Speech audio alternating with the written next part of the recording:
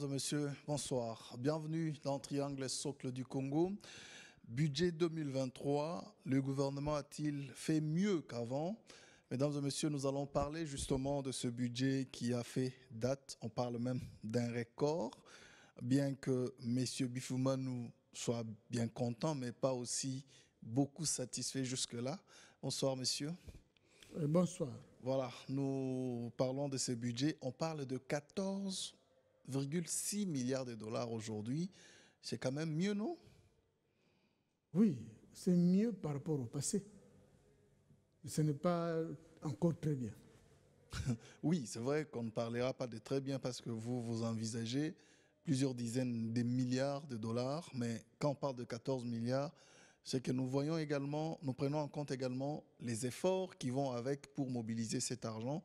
Est-ce qu'on peut dire qu'aujourd'hui, les services de l'État, les services mobilisateurs de recettes s'organisent de plus en plus mieux pour renflouer les caisses de l'État? Oui, il y a beaucoup de paramètres qui justifient cette situation. Beaucoup de paramètres. Entre autres, justement, l'organisation qui devient de plus en plus importante des régies financières. Parce que, non pas qu'avant, elles étaient mal organisées, non, mais elles étaient insuffisamment organisées. De sorte qu'elles ne parvenaient pas à saisir toute l'assiette fiscale et, conséquemment, ne pouvaient pas atteindre un bon niveau. De même qu'on peut dire aussi qu'elles ne sont pas encore aussi suffisamment organisées. Effectivement, aujourd'hui, on ne peut pas dire que ces régies sont suffisamment organisées. Non.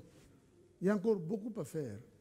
Ce qui est à faire semble encore être plus important que ce qui a déjà été fait.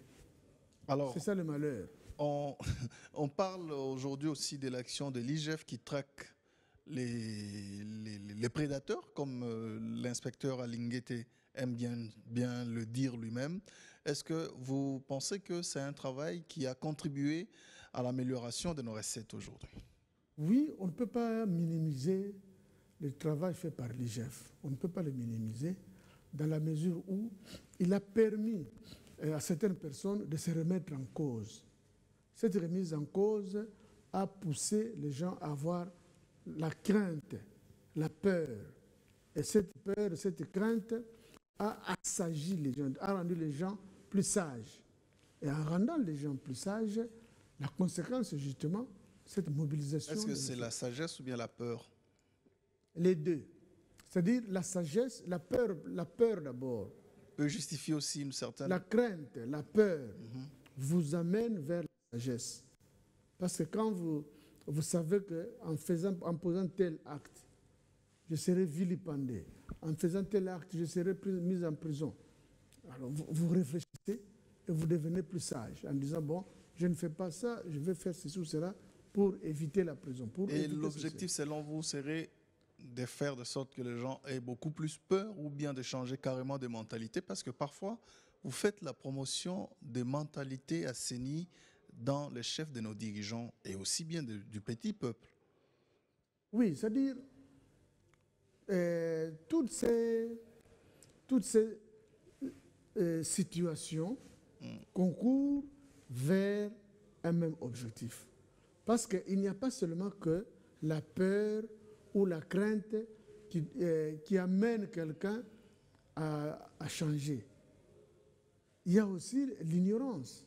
L'ignorance peut chasser l'ignorance peut aussi amener quelqu'un à changer. C'est ça aussi. Donc, on a peur, on connaît, on était dans l'ignorance. Maintenant qu'on connaît, on ne savait pas certaines choses, mais on constate que, ou on ne savait pas faire certaines choses. On savait que l'impôt existe, qu'il faut le payer, mais on ne savait pas comment le payer. Parce que ignorer l'impôt, c'est ne pas savoir que l'impôt existe. Maintenant, vous connaissez l'existence de l'impôt.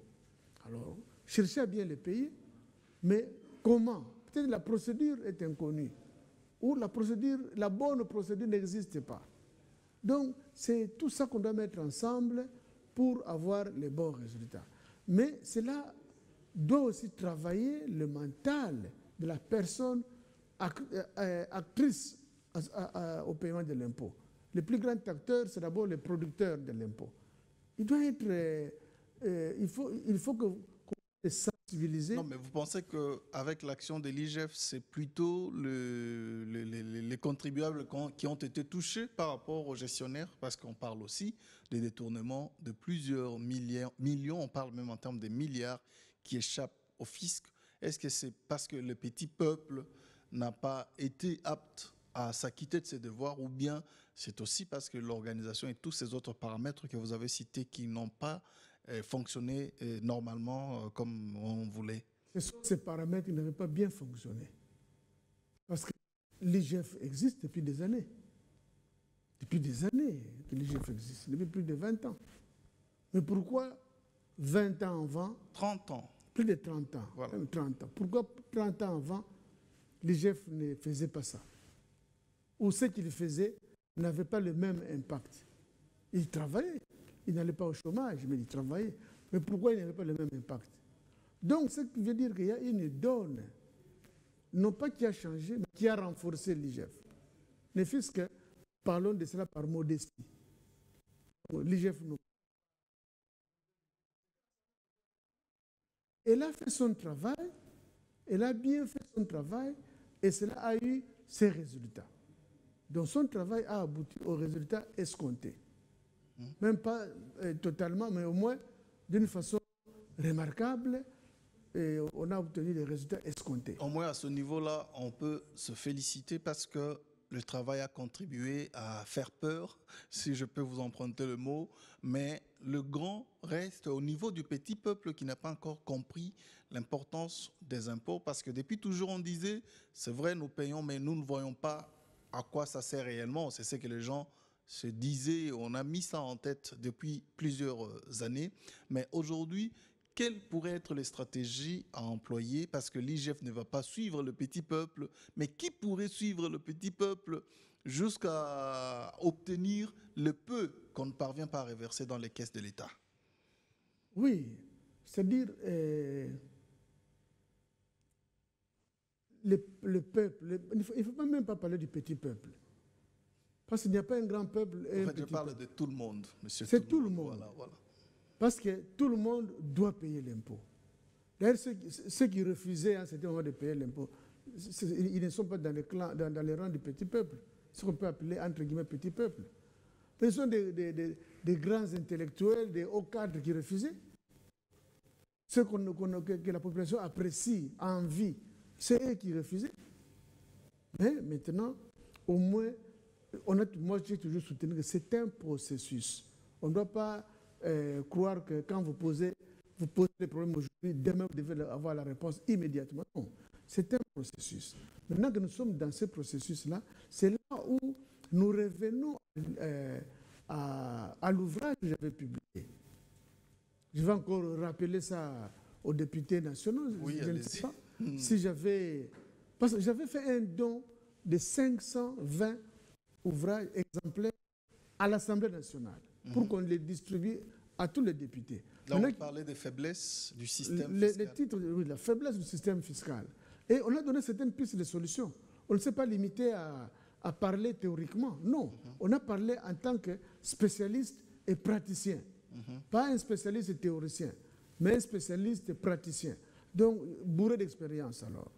Alors maintenant, on explique à ces gens, voilà comment vous pouvez orienter les choses dans le cadre du budget. Tout le monde ne doit pas être spécialiste en fiscalité. Mais vous qui ne l'êtes pas, mais qui devez nous défendre, eh bien, voilà ce qu'on vous donne comme idée.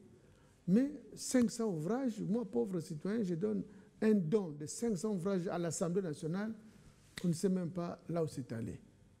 Au Sénat, le Sénat, j'ai posé la question à certains sénateurs, et ce bouquin était distribué à tous les sénateurs. Et vous parlez de cette législature? Mais oui, mais ils sont encore là, ils sont les mêmes. Alors, mais la question qui est à poser totalement, qu'est-ce qu'ils ont fait de ça?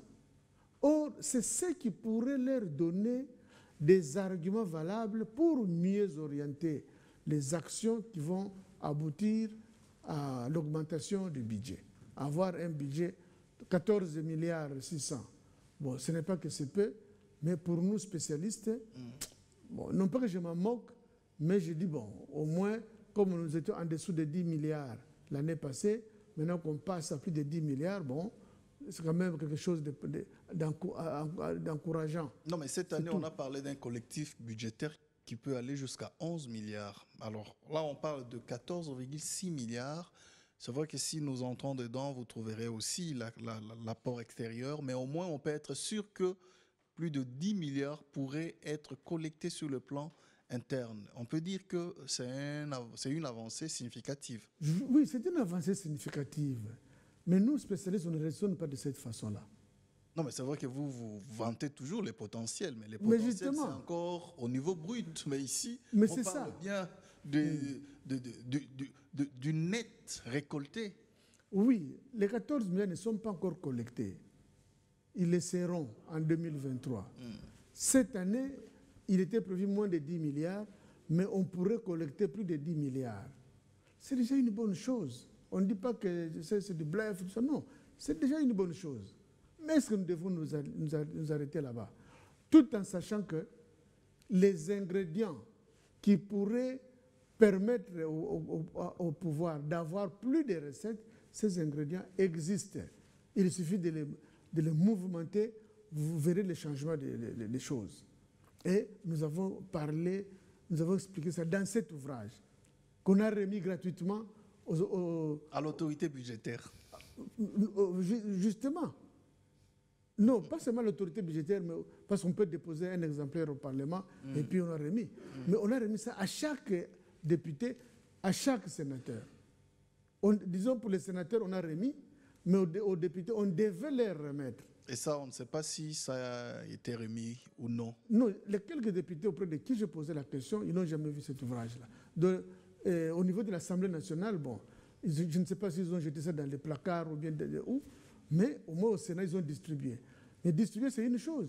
Lire pour exploiter, ça c'est autre chose. Est-ce que les sénateurs ont déjà fait ça?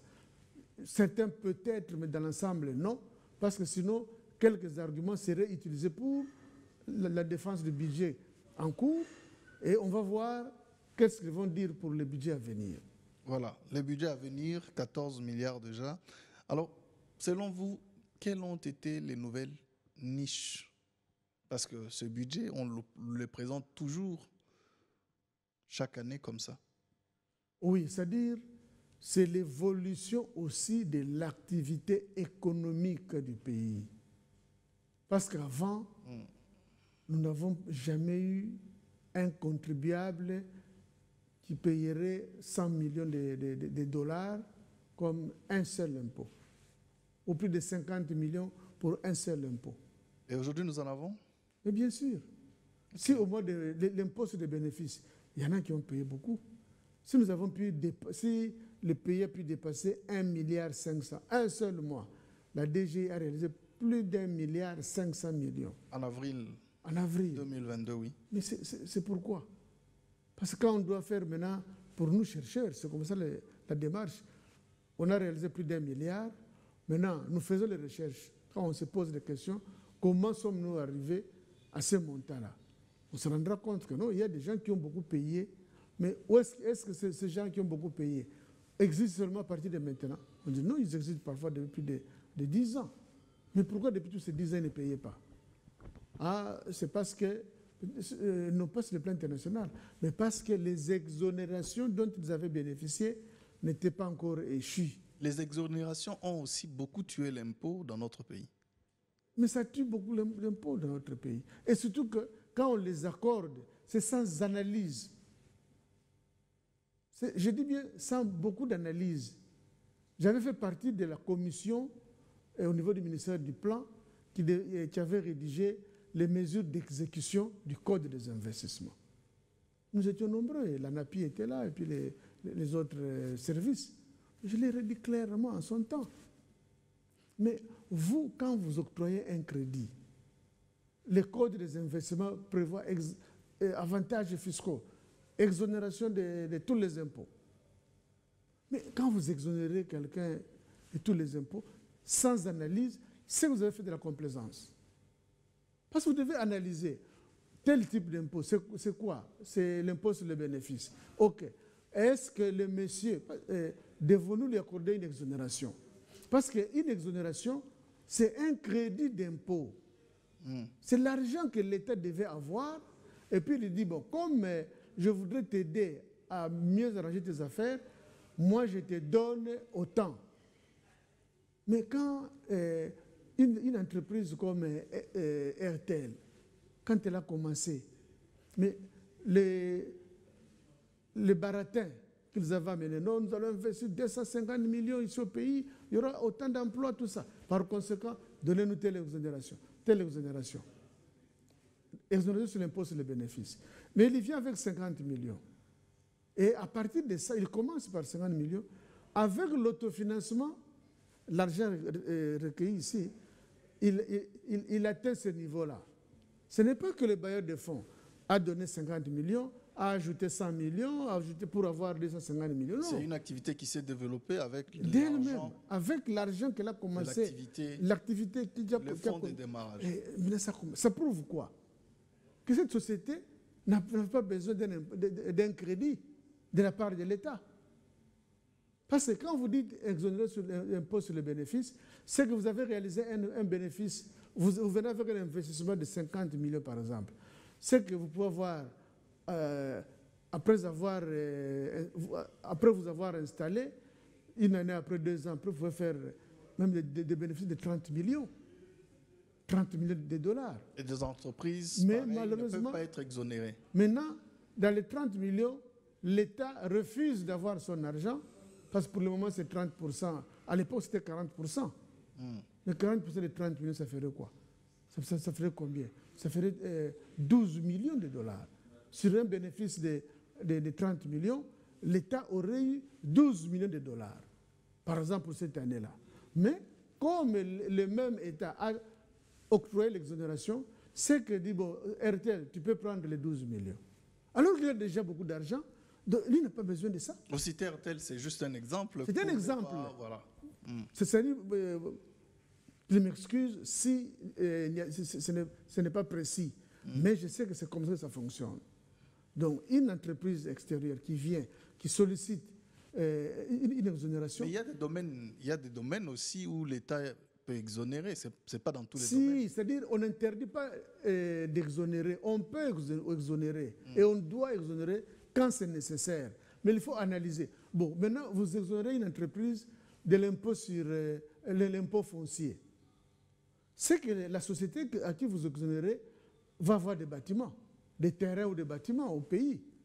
Mais cette société sera définitivement locataire. Il y a des entreprises au Congo qui sont locataires pour une longue durée. Mais justement, mais entre-temps, ces entreprises sont exonérées de l'impôt foncier. Ils n'auront même pas de concessionnaires des maisons, mais ils sont exonérés de l'impôt foncier. Ça, c'est une aberration. Exonérés de l'impôt sur les revenus locatifs. Ils n'auront même pas de maisons qu'ils vont mettre en location. Mais vous l'exonérez pourquoi? Donc ça prouve que c'est une fantaisie. Bon, même la TVA. Oh, exonéré de la TVA, ok. Mais comme je l'ai dit, le monsieur que vous exonérez, à qui vous accordez ces avantages, va se retrouver, même s'il paye la TVA, va se retrouver sérieusement. C'est pourquoi vous disiez au Congo, c'était aussi bien facile de s'enrichir lorsqu'on vient avec des investissements et aussi bénéficier des crédits d'impôt de ce genre-là. Mais c'est ça le problème. Parce que quelqu'un qui est exonéré de l'impôt sur les bénéfices et qui vous réalise 100 millions de bénéfices, les miniers qui viennent, ils sont nombreux. Donc, d'abord, il est exonéré, mais il s'est dit, je peux gérer avec une comptabilité correcte ou pas, je m'en fous, parce que je ne paierai rien. Et dans ce désordre, il vous réalise 50 millions de bénéfices. Et puis on dit non, exonéré. Mais vous ne pensez pas que c'était aussi un appât pour un pays qui a été mal coté, mauvais élève en termes d'environnement des affaires? C'est un appât qui a aidé le pays à faire revenir certains investisseurs, à en appeler d'autres qui investissent, parce que les bénéfices pour l'État, ce ne sont pas seulement les impôts, mais en quelque sorte aussi la main-d'œuvre que ces entreprises emploient. C'est tout ça. Avec ou sans exonération, ces entreprises se retrouvent. je dis bien, avec ou sans exonération, ces entreprises se retrouvent. Elles n'ont pas besoin de ça pour bien évoluer. Et peut-être dans la phase d'investissement, c'est-à-dire quand ils ont supposé certaines charges pour implanter les machines, pour faire ceci, dans cette phase-là, on peut leur accorder des exonérations. Dans cette phase-là. Raison pour laquelle je dis, on ne doit pas le faire d'une façon systématique. Il faut analyser, vous solliciter, vous allez faire Analyser quoi? au cas par cas. Au cas par cas, voilà. Vous allez faire quoi? Non, je vais faire ceci ou cela. OK. Maintenant, pour ça, on peut accorder une exonération même d'une année. Par exemple, la TVA, quand vous allez importer les machines, c'est pendant une année que vous allez importer les machines, on vous accorde des exonérations de la TVA. Là, c'est bon. Mais, aveuglement, exonération de TVA, pendant 10 ans. Donc, pendant 10 ans, les messieurs ne paieraient jamais la TVA. Pendant 10 ans, les messieurs ne paieraient jamais. Et on ne sait jamais, après 10 ans, il peut même fermer et partir parce qu'il a fait. Bien sûr, mais beaucoup de personnes le font. Beaucoup de personnes, ou ils changent même d'appellation. Quand la personne. Le nom de l'entreprise change, c'est que vous recommencez à zéro. Ah, mais oui. X entreprise est décédée, on l'a tué, hein, on l'a étranglé. Et puis demain. Dans le même domaine. Dans le même domaine, même adresse, même ceci, il change de nom et puis il devient une autre société. Et il sollicite encore des exonérations. Ou la société existe bien et bien, on sollicite des exonérations pour tel aspect. Ah non, nous allons faire une extension. On créait ceci, on fabriquait ceci, mais on va ajouter peut-être quelque chose supplémentaire. Il y avait 2 produits que nous faisions, maintenant on va faire un 3e produit. Comme c'est une extension, allez, on sollicite l'exonération. Non, avant ça s'ouvrait de cette façon, maintenant on va ouvrir ça de cette façon. On facilite l'ouverture, donc on va moderniser. Par conséquent, on a besoin d'une exonération. On sollicite une exonération. C'est comme ça que les choses se passent. Donc c'est pour dire que on pouvait éviter ça. Ah, vous voulez, bon, venez, faites-nous une étude. Est-ce que l'État a aussi des spécialistes qui peuvent l'aider de ce côté-là pour étudier des dossiers, comme on vient de le dire, au cas par cas? Surtout quand il s'agit des investisseurs qui viennent de l'extérieur. Mais alors, ces experts ne vont pas d'abord naître pour devenir experts. Ils existent déjà.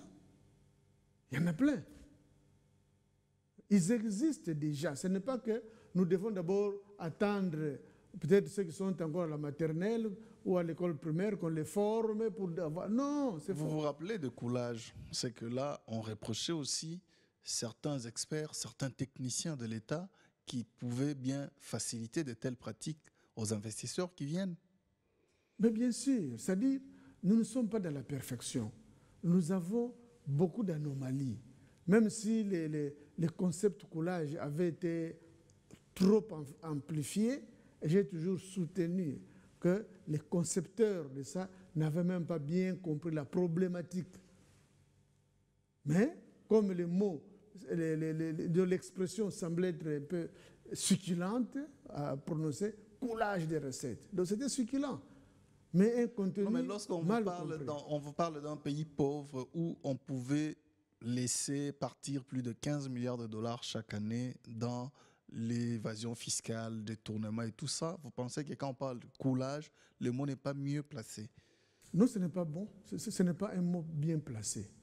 Pour nous fiscalistes, ce n'est pas un mot bien placé. Parce que le coulage... Ça, c'est votre avis. Le coulage, tel qu'ils avaient conçu ça, ou tel qu'ils avaient compris ça, concernait simplement les transporteurs des impôts. C'est-à-dire, ça coulerait comment? Moi, je prends 1000, je dois les déposer 1000. Mais entre la perception et le dépôt, il reste 50. Donc, il parle de coulage. Oui, où sont allés les 50? Oh non, c'est tombé en cours de route. C'est ça le coulage. Même la maquette qu'ils avaient imprimée à ce moment-là pour désigner, pour signifier ça, sur le plan du dessin, disait ça. Et moi, j'ai participé à ce séminaire. Je leur avais dit ça. Que non, ça c'est vraiment, ça prouve que vous n'avez pas bien compris la problématique. Parce que si c'était bien compris, on veut avoir comme finalité l'augmentation des recettes. Ça c'est tout à fait normal. Maintenant, comment augmenter ces recettes-là? Mais on doit focaliser tout, on a mobilisé plus de 300 personnes au Grand Hôtel.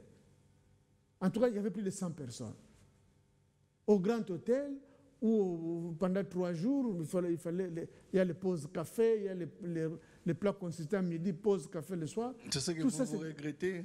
Mais c'était de une l'argent dépense dépensé. inutilement. Donc c'est pour dire que ce qui est important, c'est d'aborder toutes les questions possibles. S'ils avaient dit que non, il y a beaucoup de causes qui gangrènent notre mobilisation des recettes, mais nous commençons par cet aspect de coulage, ce que nous appelons coulage, là c'est bon. Mais ils ont centralisé pour dire que non, ici au pays, il suffit qu'on supprime le coulage des recettes, les recettes seront augmentées. C'est là où il y a mauvaise compréhension de la problématique. Parce que vous vous attaquez aux transporteurs des impôts, alors qu'il y a en amont les producteurs qui sont les contribuables et en aval les consommateurs qui sont les autorités. Alors, maintenant, il faut une compréhension globale. Qu'est-ce qu'il faut reprocher aux producteurs? Qu'est-ce qu'il faut reprocher aux transporteurs? Et qu'est-ce qu'il faut reprocher aux consommateurs? C'est-à-dire les responsabilités sont partagées sur... Mais justement, maintenant quand on propose des solutions transversales de cette façon-là, qui concernent tous les circuits, c'est là où on peut avoir un bon résultat. Voilà. Mais sinon, avec 14,6 milliards de dollars qu'on a proposé pour l'année 2023, pour vous, vous pensez qu'on peut faire mieux et alors beaucoup plus mieux? Et mais bien sûr. Milliards, c'est beaucoup plus... C'est-à-dire que les gens ne soient pas effrayés ou pour dire que maintenant, non. On ne doit pas émettre un satisfecit, ce qu'on peut dire que non, nous avons atteint. On n'a encore rien atteint. Même avec les potentialités internes qui sont là, on n'a pas encore atteint. Et selon vous, on peut atteindre combien? On devait dépasser les 20 milliards. Déjà cette année? L'année prochaine? Si nous étions bien organisés il y a 2 ans, cette année, on pouvait dépasser les 20 milliards. En 2023 plutôt, on pouvait avoir un budget de plus de 20 milliards. Oui, mais si vous avez des idées, aidez alors mais combien de fois on doit à comprendre comment s'organiser afin que peut-être en 2024, qu'on ait mais c'est ça. 20, pourquoi pas 25 milliards. Mais c'est ça justement. C'est-à-dire, il y a des idées, on les exprime. Il faut sensibiliser d'abord les producteurs. Les producteurs sont là. Parce que c'est eux qui produisent, il faut les sensibiliser pour Est-ce que c'est une question de sensibilisation? Qui ne sait pas qu'il faut payer les impôts? Non, au contraire. C'est une question peut-être des sanctions. Non. On ne doit pas vite aller dans la sanction. Il faut sanctionner. L'IGF va directement dans la sanction. Vous voyez ce que ça produit. Attention, l'action de l'IGF est différente d'une action. C'est-à-dire, l'IGF frappe jusque-là pose des actes plus a posteriori. C'est-à-dire, vous avez déjà posé des actes, l'IGF vient voir si vous avez bien posé des actes. Si vous les avez bien posés, on vous félicite. Vous n'avez pas bien posé, on vous sanctionne. Ça, c'est un contrôle a posteriori. Mais maintenant, ça sont des actions a posteriori. Mais maintenant, les actions qu'il faut envisager sont les actions aussi a priori, donc avant. Parce qu'il y a des actions a priori, concomitantes et a posteriori. C'est-à-dire, avant la mobilisation des recettes, il y a des actions qu'il faut poser. Mais ces actions qu'il faut poser avant la mobilisation des recettes doivent être destinées à qui? Il faut expliquer ça à qui? À tous ces gens-là. Et ce qu'on doit poser pendant qu'on est tenté de réaliser les recettes, vous devez les orienter à qui? Il faut avoir une réponse. Maintenant, a posteriori, les actions à poser, vous allez destiner auprès de qui? De sorte que toute cette conjonction, c'est ce qui fera que nous puissions avoir un bon résultat. Et vous dites que l'IGF ne fait que de l'inspection. Mais c'est ça. L'IGF, pour le moment, fait de l'inspection. Mais c'est son travail, faire l'inspection. D'ailleurs, on l'appelle inspection générale des finances. Mais ils font l'inspection. Mais, pourtant, ils ont la vocation de faire aussi l'audit interne. C'est-à-dire C'est l'audit... différent, l'inspection et l'audit. Oui, nette différence. Ok. Et il ferait l'audit externe par rapport aux... Prenons le cas de la Banque centrale.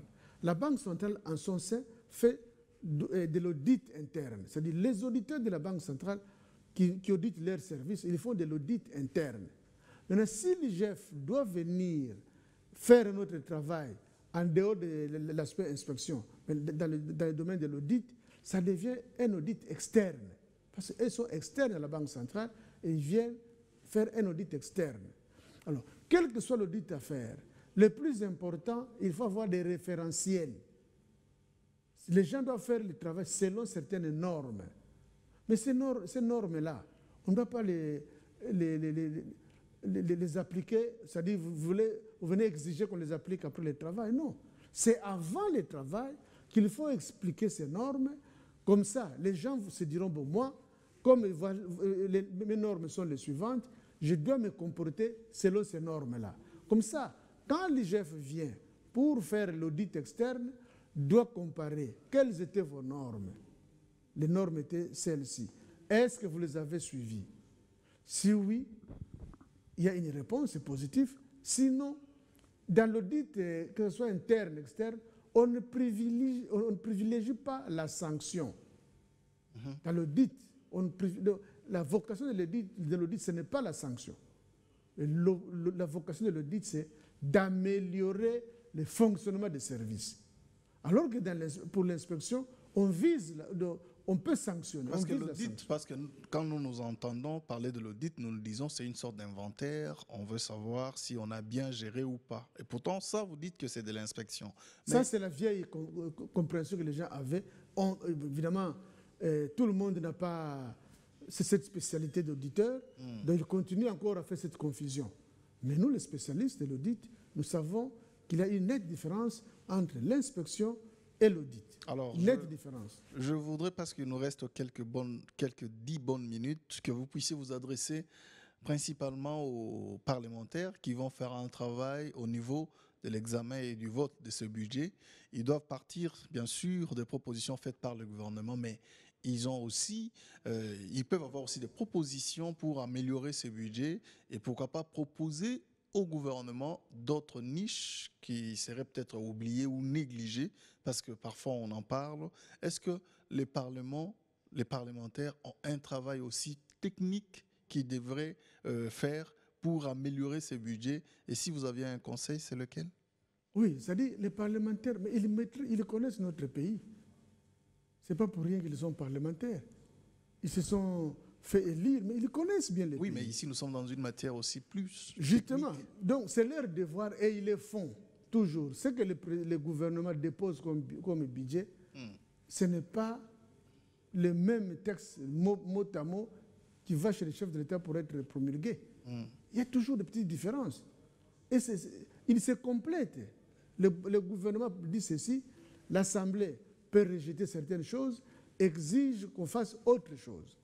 Mais c'est dans le cadre de la complémentarité institutionnelle.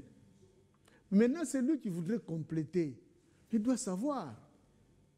Ils ne sont pas obligés d'être des spécialistes tous, non. Mais il faut qu'ils se réfèrent, et ils le font aussi, qu'ils se réfèrent à ceux qui connaissent. Bon, vous qui connaissez, qu'est-ce que nous devons faire ici? On leur donne des idées. Et les idées sont là. Donc, du côté, par exemple, les régies financières. Mais les régies financières ont besoin de quoi pour le moment? Pour qu'elles soient très efficaces. Mais c'est l'organisation. Il faut que les régies soient très bien organisées. Tel que nous envions l'organisation des banques. Parce que les banques, garder l'argent d'autrui, ce n'est pas facile. Donc, ils s'obligent. Les banques s'obligent à mieux s'organiser, à bien s'organiser. Parce que c'est l'argent d'autrui qui les gère. Et c'est la même chose aussi au niveau des régies financières. Les régies financières doivent bien s'organiser pour que la collecte des fonds soit bonne, les transports soient bons et aussi les dépôts auprès de la caisse publique soient aussi bons. C'est ce qu'on doit exiger. Maintenant, ça exige une certaine organisation. Alors, véritable organisation, fondée sur ce que nous appelons la maîtrise des risques. C'est-à-dire la maîtrise des risques vous aide à mieux vous organiser du haut en bas, de bas en haut, donc horizontalement, verticalement, comme au niveau de la base vers le haut. Donc c'est une organisation impeccable. Mais malheureusement, qu'on n'applique pas encore chez nous. C'est ça le malheur. Il n'y a que la DGI qui jusque-là a une longueur d'avance. Par rapport aux autres régies. Par rapport aux autres régies. Parce que là, au moins, elle a déjà dépensé de l'argent pour former, pour faire spécialiser, pas seulement un simple recyclage, mais une spécialisation. Et ces spécialistes existent. Il suffit tout simplement qu'ils soient utilisés comme il le faut, qu'on observe un peu ce qu'ils ont donné comme idée, c'est tout. Et ces idées étaient déjà données, on a proposé qu'il y ait tout simplement que l'inspection, qui est l'organe de contrôle, quand vous allez à la DGDA, ils ont un organe de contrôle qu'ils appellent direction de l'audit. Quand vous allez à la DGRAD, il y a un organe de contrôle qu'ils appellent inspection générale des services. À la DGI, ils ont aussi un organe de contrôle qu'ils appellent inspection des services. Mais tous ces organes-là font de l'inspection. Or, l'inspection a présenté ses limites. D'où il faut coupler ça de l'audit interne. Or, l'audit interne ne peut être efficace que s'il y a la maîtrise des risques. Parce que la maîtrise des risques, c'est le fonctionnement quotidien. C'est elle c'est vraiment l'huile qui fait tourner tout, la maîtrise des risques. Parce que la maîtrise des risques rappelle à chaque acteur ses attributions et les procédures que l'acteur doit appliquer. Et vous parlez d'une administration publique où nous avons même du mal à trouver des manuels, de procédures. Mais c'est tout ça. Services. Mais c'est ça. Or, avec la maîtrise des risques, qui est une direction très importante qui devait exister dans chaque régie, et même dans les entreprises, genre les régies des eaux SNEL, ça peut aussi exister, bien fonctionner. Alors, c'est là où on aura à préciser les attributions de chacun. Parce que comment voulez-vous, quelqu'un qui vient au service, il ne sait pas tout ce qu'il doit faire. Il sait en partie, ou il le fait en partie. Il ne sait pas la durée pour dégager un dossier de chez lui. Il ne sait pas faire... Donc, tout ça, c'est ce qui plombe justement nos administrations à un faible rendement. Alors, mais quand les gens sont expéditifs, d'ailleurs, c'est devenu à la mode, il y a la lourdeur administrative. C'est comme si, pour justifier cette lenteur-là, on dit, ah non, il y a lenteur administrative. Lourdeur administrative, c'est ainsi qu'un acte qui pouvait être obtenu en 2 jours, vous pouvez l'avoir en 2 mois. Parce qu'on trouve normal qu'il y ait cette lenteur administrative. Alors qu'avec la maîtrise des risques, on évite ça. Parce que quelqu'un qui reçoit un dossier aujourd'hui, il sait, je dois faire avec combien de jours. Si c'est 3 jours, 3 jours. Si c'est 1 jour, 1 jour. Donc il doit déjà libérer. Et là, on ne parlera plus de lenteur administrative. Mais ce sont des choses qui existent, qui sont connues de certaines personnes. D'ailleurs, aujourd'hui, nous sommes lundi. Cette semaine, l'Institut des auditeurs internes organise une conférence, la 5e conférence, pendant 3 jours. Mais ces 3 jours, ils vont parler de quoi? Ils vont parler entre autres de ça. Et moi, j'étais invité pour parler de la maîtrise des risques et de la transparence. Et je serai là. Je vais encore reprendre ce qu'on entend par maîtrise des risques, comment la maîtrise des risques peut entraîner et la transparence et la bonne gouvernance. Est-ce qu'on a besoin de ça dans ce pays? On nous dit oui. Mais si vous avez besoin de ça, il y a une technique qui peut vous l'offrir facilement. C'est la maîtrise des risques. Maintenant, posons la question, est-ce que dans ce pays, on s'occupe de ça? La réponse est non. Et pourquoi on ne s'occupe pas de ça? Est-ce qu'on n'a jamais parlé de ça? Est-ce qu'il n'y a pas d'autres spécialistes qui connaissent ça? Parce que vous citez la transparence, aujourd'hui, nos institutions, notamment le Parlement, où on parle de nos institutions qui sont budgétivores et où il y a même on parle des fonds secrets, on parle des invisibles. Beaucoup de termes ont été inventés pour justifier de l'argent qui est peut-être utilisé dans le manque de transparence possible. Est-ce qu'on peut dire que la maîtrise des risques, c'est un outil de transparence dans le fonctionnement des services de l'État aussi? Mais bien sûr, tous les services de l'État doivent être transparents et la maîtrise des risques a son rôle à jouer. Mais moi, en tant que spécialiste, je ne peux pas d'emblée adhérer à toutes ces thèses en disant c'est un organe budgétivore, il n'y a pas de transparence. Non. Moi, auditeur, ce n'est pas comme ça que je dois faire l'approche. Qu'est-ce qui me prouve que c'est un organe budgétivore? Il faut avoir des preuves, des faits. Et ces faits-là sont lesquels? Mais il faut comparer leur travail et les montants.